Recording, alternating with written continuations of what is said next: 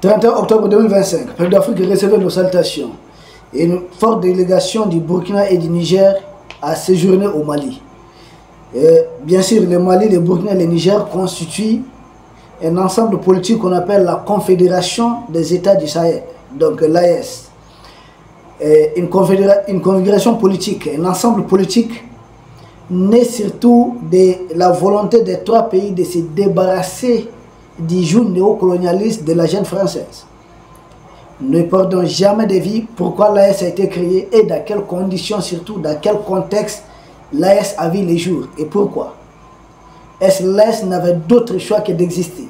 Les trois pays se voyant affrontant les mêmes menaces, les mêmes ennemis, donc confrontés à peu près aux mêmes réalités.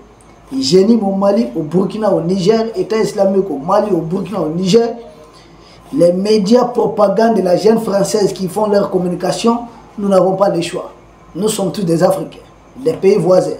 Nous partageons le même espace géographique. Donc on n'avait pas le choix, il fallait créer l'AES. C'était un impératif qui s'imposait à chacun des pays de l'AES.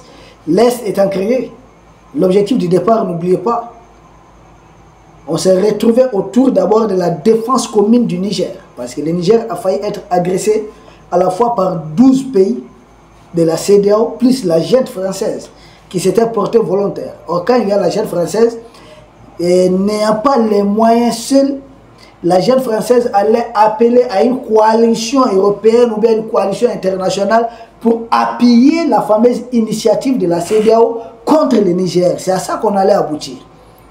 L'oncle semble très mauvais, mais au moins qui a abandonné à plein vol la junte française en ce moment, qui s'est désolidarisé et qui s'est retiré de Niamey.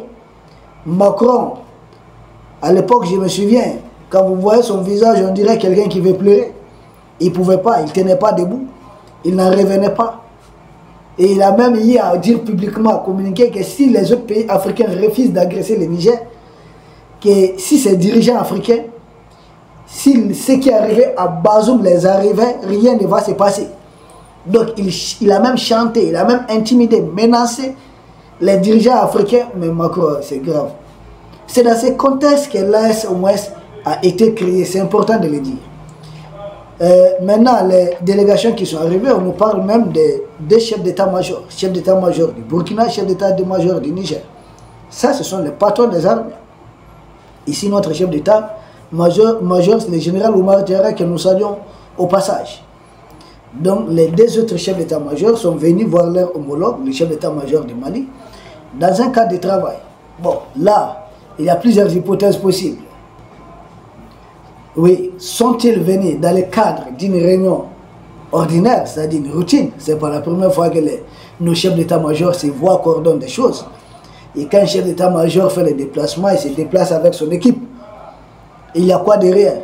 Est-ce qu'il est venu tous? Ils sont venus dans un cadre ordinaire, normal. Nous avons une armée qui est créée, c'est-à-dire un état-major. Ce qu'on appelle FIAS, Force unifiée de l'Alliance des États du Sahel, qui a remplacé carrément le G5 Sahel. Et cette force opérationnelle entre les trois pays de l'Est, et ils sont venus pour les derniers réglages, ou ils sont venus pour le contexte spécifique que le Mali est en train de traverser actuellement. Il n'y a que ces deux hypothèses possibles. Soit c'est dans un cadre ordinaire, donc un calendrier qui avait déjà été arrêté, soit c'est dans un cadre extraordinaire.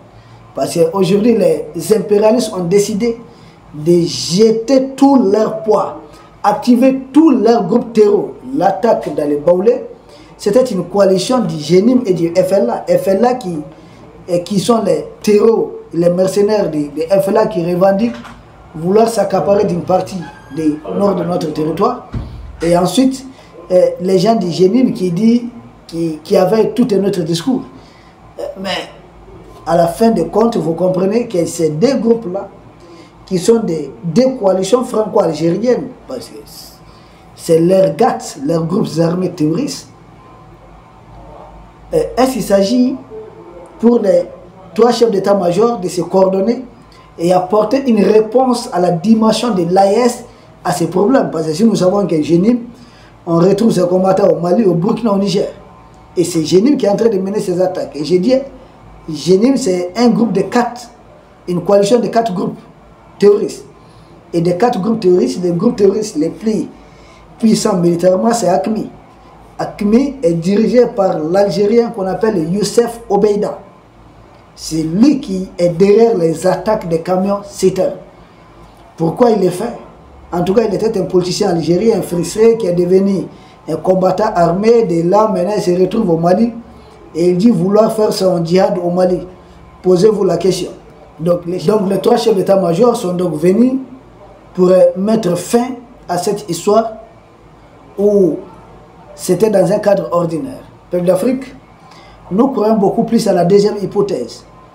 Aider le Mali aujourd'hui qui fait face à tous les assauts des impérialistes. Vous allez voir qu'ils ont limité des fronts, même à l'intérieur du Mali. Toute leur force est concentrée le long de l'axe, c'est-à-dire l'approvisionnement du Mali en carburant.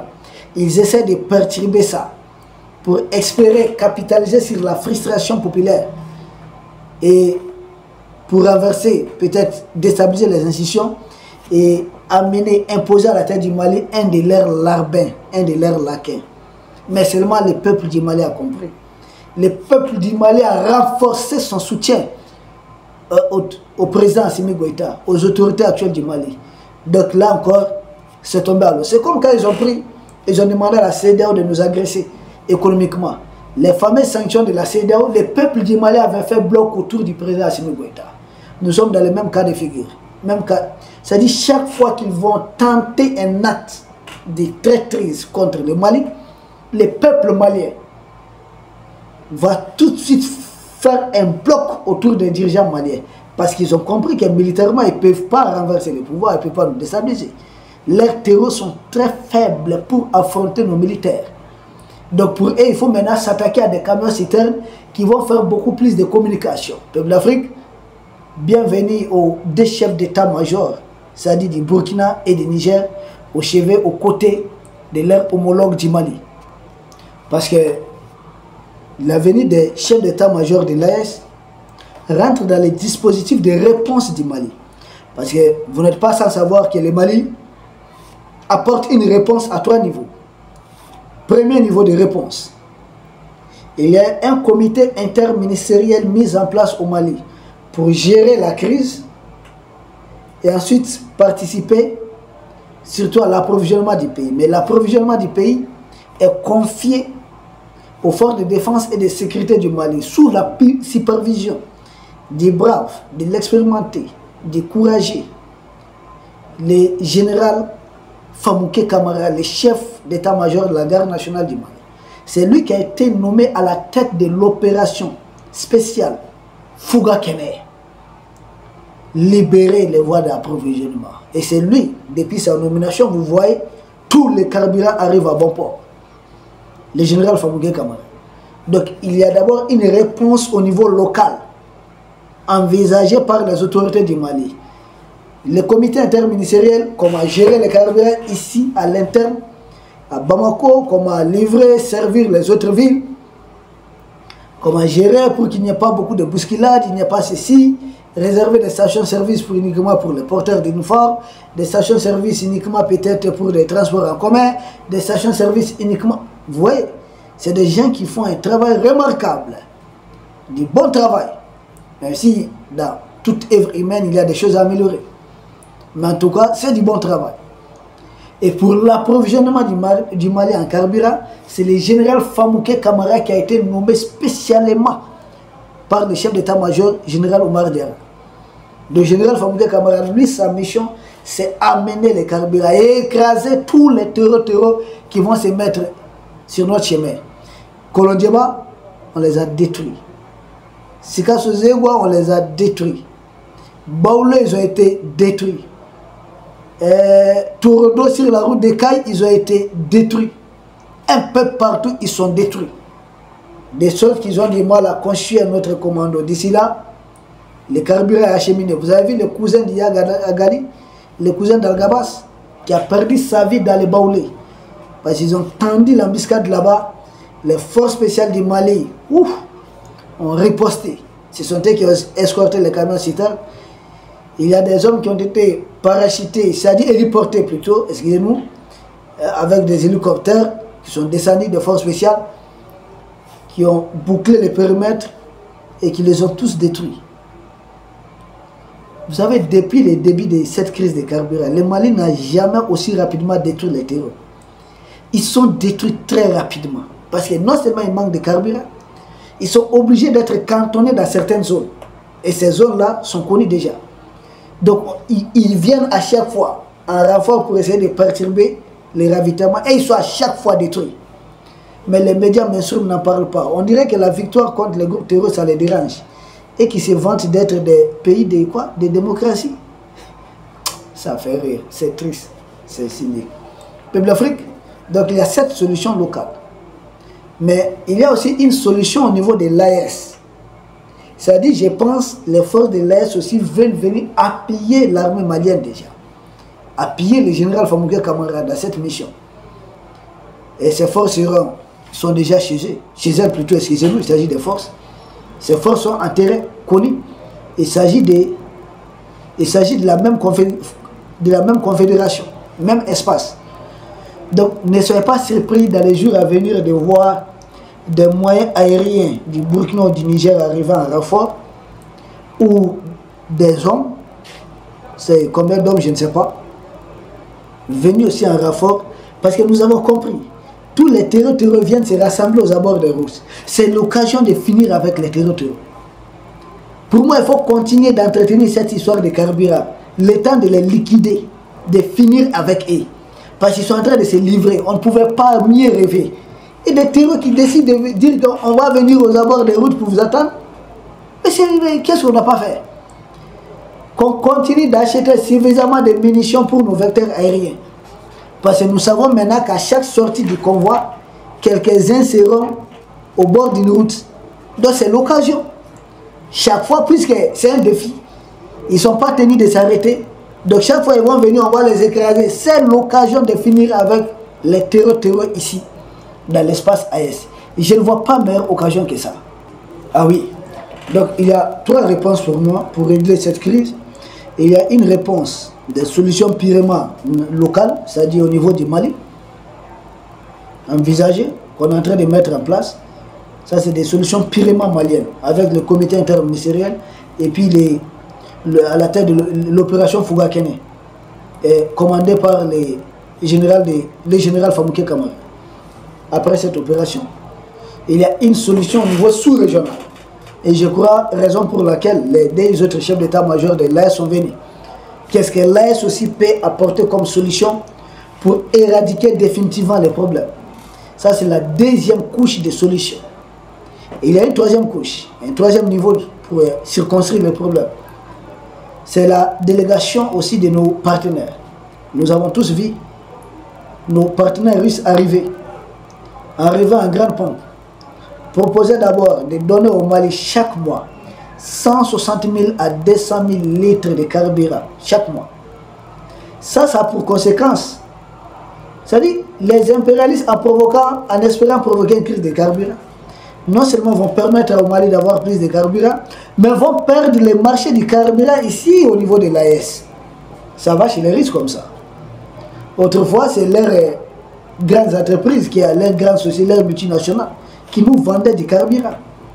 Mais en décidant, en nous vendant le carburant et en envoyant leur terreau, intercepter le convoi à mi-chemin, c'est du banditisme.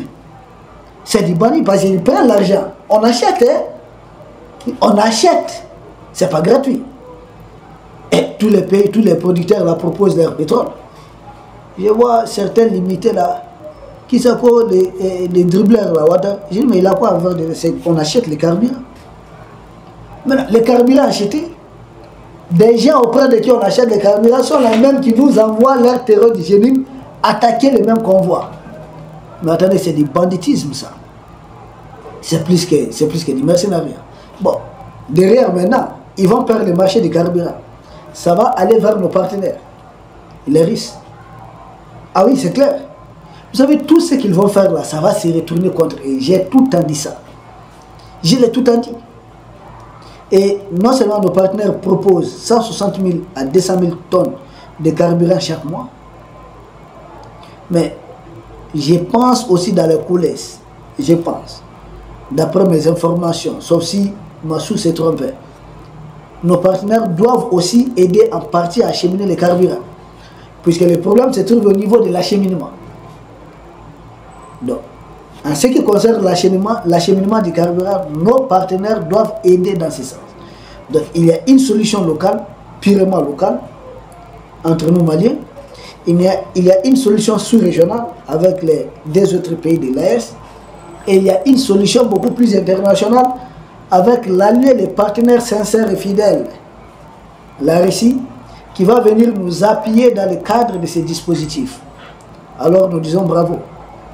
On ne peut pas mieux rêver. C'est du pain béni sur la planche. Donc, peuple d'Afrique, pour terminer, nous apprécions la solidarité au niveau sous-régional.